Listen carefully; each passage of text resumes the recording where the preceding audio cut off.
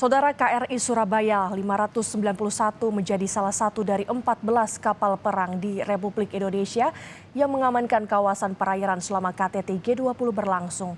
Selain dapat memonitor kapal asing yang melintas, kapal ini juga memiliki ruangan khusus untuk mengevakuasi presiden jika terjadi sesuatu yang dapat mengancam keselamatan presiden.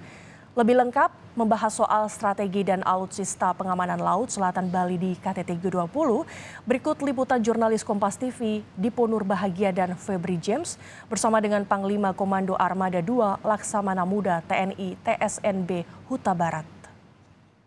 Saudara, saat ini saya bersama dengan juru kamera Febri James berada di anjungan kapal perang Republik Indonesia Surabaya 591 atau KRI Surabaya 591 yang merupakan salah satu tombak pertahanan TNI Angkatan Laut pada saat mengamankan wilayah Laut Selatan Bali, khususnya pada perhelatan KTT G20 pada 15 hingga 16 November 2022 mendatang. Lantas bagaimana strategi operasi dan juga alutsista yang akan diturunkan oleh TNI Angkatan Laut pada saat KTT berlangsung? Kita akan membahasnya lebih dalam bersama dengan Panglima Komando Armada II, Bapak Laksamana Muda TNI Huta Barat. Pak Huta Barat, terima kasih sudah meluangkan waktunya bersama dengan Kompas TV. Sehat Bapak? Sehat, Alhamdulillah. Baik.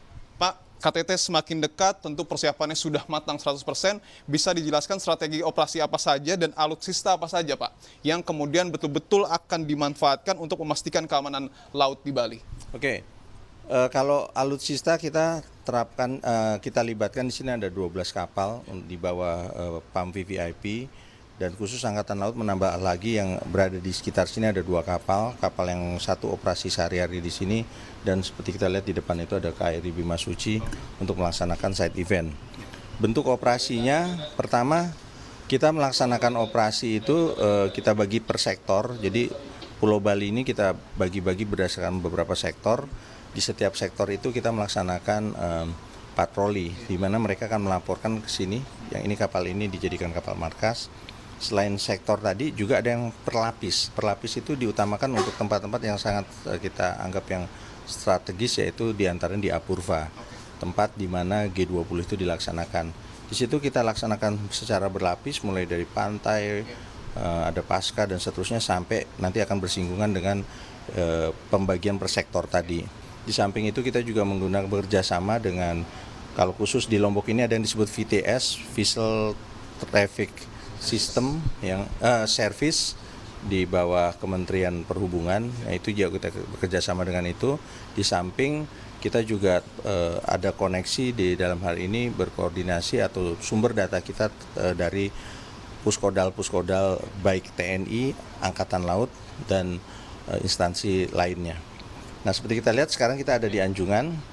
Kapal ini jenis ini namanya LPD, Landing Platform Dock. Kenapa dibilang begitu? Karena kapal ini bisa didesain di belakangnya itu ada sejenis kapal LCU yang bisa keluar masuk. Nah, ini kapal ini sekarang digunakan untuk kapal markas.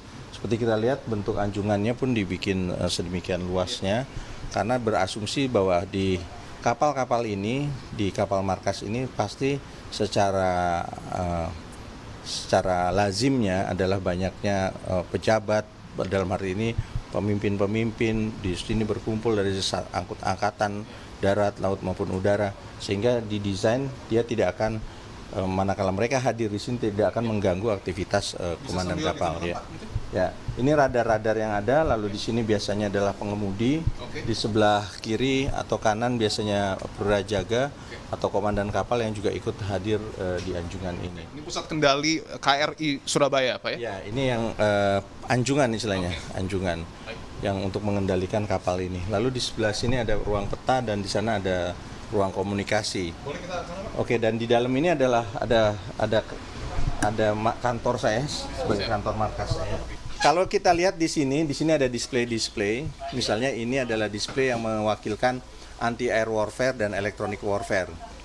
Jadi di sini adalah anti-surface warfare dan MAIO, Maritime Interdiction Operation, dan di sana anti-submarine warfare. Kalau dilihat ini udah gambaran besarnya, karena gambaran kecil detailnya itu dari kapal-kapal korvet, kapal-kapal misalnya hadir di sini Fathahillah atau Rem, kapal-kapal frigate, itu akan melakukan kegiatan-kegiatan. Nah, hasil dari mereka akan dikirim ke sini. Misalnya sebagai contoh ketika ada pantauan di Alki, ada satu kapal bilang kami memantau kapal, misal ya, ada kapal negara lain, negara yang bukan kapal penumpang atau kapal kargo, tapi kapal negara atau kapal perang. Mereka akan menginformasikan secara khusus, lalu dia informasikan, lalu akan keluar di sisi sana. Yang kita juga bisa memantau data-datanya segala macam. Dan itu yang kita lakukan di sini, lalu kita bahas di sini. Oke. Semua artinya termonitor di sini dari kapal-kapal yang juga kemudian dimiliki TNI Angkatan Laut, begitu, yang sudah keluar informasinya semua ke sini.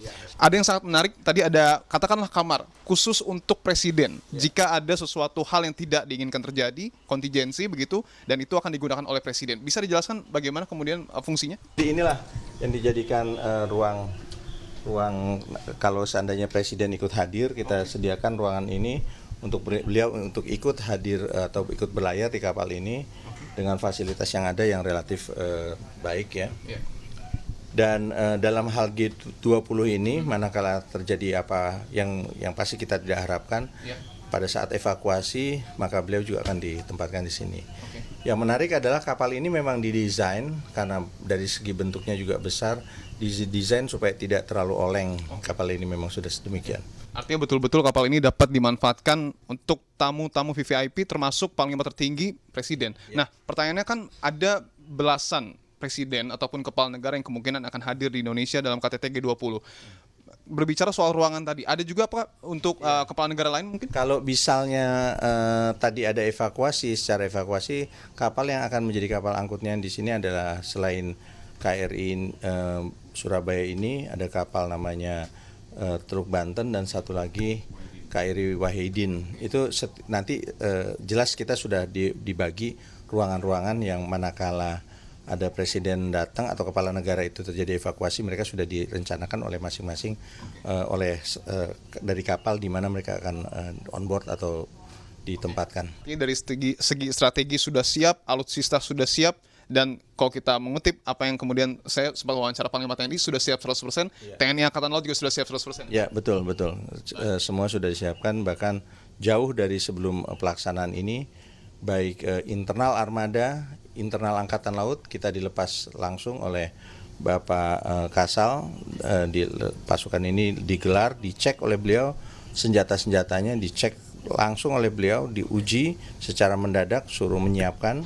Dan kapal-kapal yang mengikuti G20 ini dilengkapi, yang punya rudal dilengkapi rudalnya, yang punya torpedo dilengkapi torpedonya, yang ada bom laut disiapkan bom lautnya, yang ada roket anti kapal selam dilengkapi roket anti kapal selamnya, dan tentu saja meriam-meriamnya sudah disiapin amunisi penuh ya.